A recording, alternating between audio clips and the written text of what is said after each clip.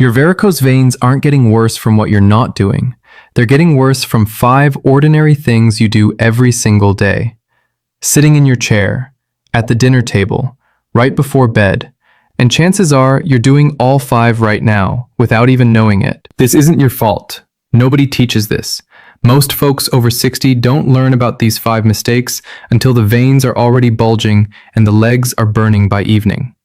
But here's the truth. It's never too late to start. Whether your veins just started showing or they've been there for 20 years, these 5 changes can lift the heaviness, bring down the swelling, and slow how fast things get worse from here. I'm going to walk you through all 5 mistakes, and for each one, I'll tell you exactly what to do instead. No floor work. I heard you in the comments. No equipment. Just 5 small changes you can start tonight.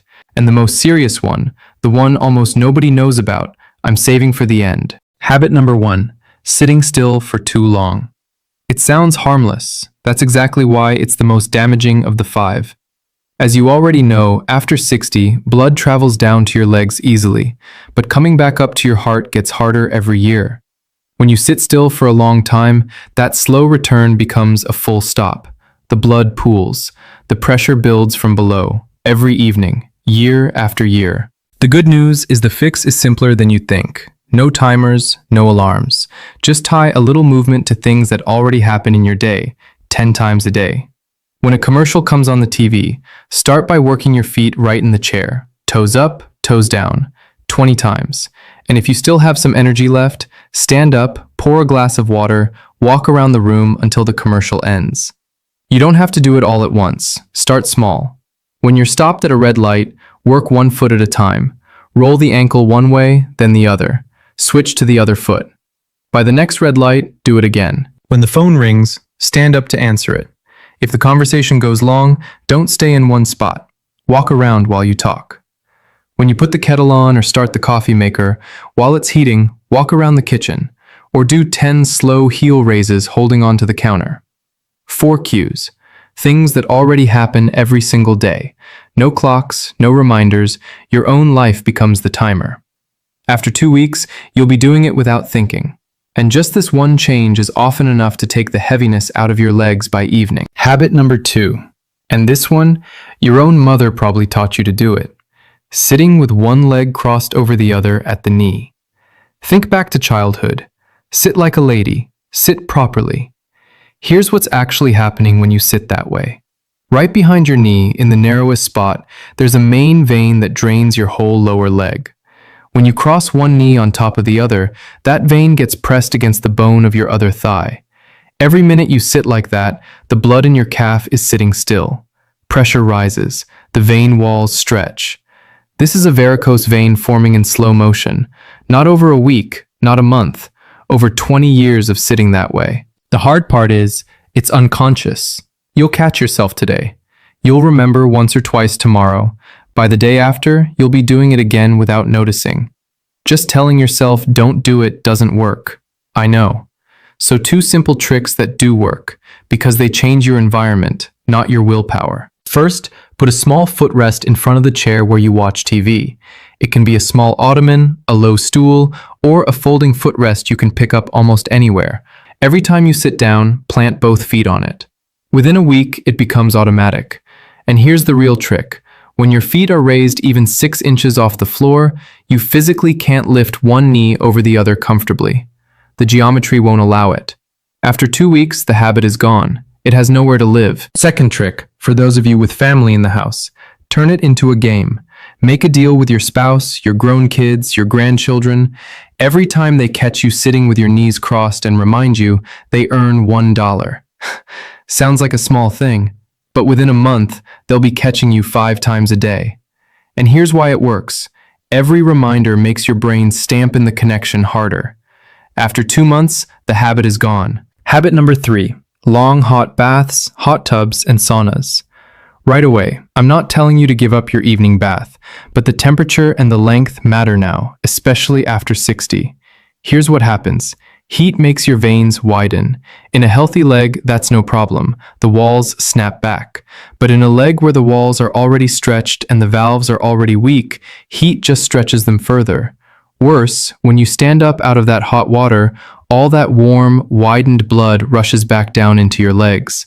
That throbbing heaviness many of you feel after a long hot soak, that's exactly what it is. The fix is not to skip the bath. Just end every bath, shower, or sauna with 30 seconds of cool water on your legs, from the knee down. 30 seconds. Cool, not freezing. That cool finish snaps the vein walls back to size. It's the same principle as the contrast shower I showed you in the last video, but you don't need to do the full routine. The cool finish alone is enough most days. And the length matters too. Sitting in a hot tub for 45 minutes doesn't help your veins, no matter how good it feels. 15 minutes is plenty. Habit number 4. You're probably wearing this mistake right now. Tight socks, tight waistbands, shapewear. A lot of folks are surprised I take this one as seriously as I do. A sock isn't a weapon, but here's what's happening. That elastic band at the top of a regular dress sock, the one that leaves a deep dent on your calf, the dent so many of you can still see at dinner time, that elastic works like a tourniquet on a vein that's already struggling. Same thing with shapewear worn all day. Same thing with jeans that pinch at the waist. Same thing with knee-high socks worn for warmth. Any pressure point above the calf blocks the very channel your blood needs to travel back through. And the older the vein, the less force it has to push past that pinch. Here's a simple test. At the end of the day, take off your sock. If you see a deep band mark on your leg that's still there 30 seconds later, that sock is too tight. Switch to a soft cuff sock, or move up to a real graduated compression stocking. Loosen your waistband when you sit down to eat or to watch TV. And shapewear, save it for short events, not for all-day wear. And since we're on compression stockings, so many of you asked about them in the comments, let me answer right here. The rule is simple. Put them on before you get out of bed in the morning, while your legs are still flat and not swollen. Wear them all day. Take them off only when you lie back down at night. And replace them every 3 to 6 months. They lose their stretch, and an old compression stocking is no better than a regular sock. And now, habit number 5, the one almost nobody connects to their veins. Eating salty food in the evening. Sounds harmless, doesn't it? It's not. And it's the habit that explains why so many of you wake up with a puffy face, why you have sock dents on your ankles that are already there before you put a sock on, and why you're up 2 or 3 times a night to use the bathroom. Here's what's happening. After 60, your kidneys process salt more slowly than they did at 30. That's just age. It's not a diagnosis. Nothing is wrong. But the same amount of salty food you ate your whole life now holds water in your body all night long. Gravity pulls that water down into your legs. Your kidneys spend the whole night trying to flush it out, and that's why you keep getting up to use the bathroom. And let's be honest with each other. I'm not going to tell you to give up your favorite pickles, or your Friday pizza, or bacon on a Sunday morning.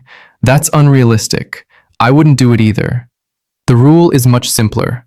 All salty food before 3 in the afternoon. Want chips, pickles, pizza, cheese, deli meat? Have them at breakfast. Have them at lunch.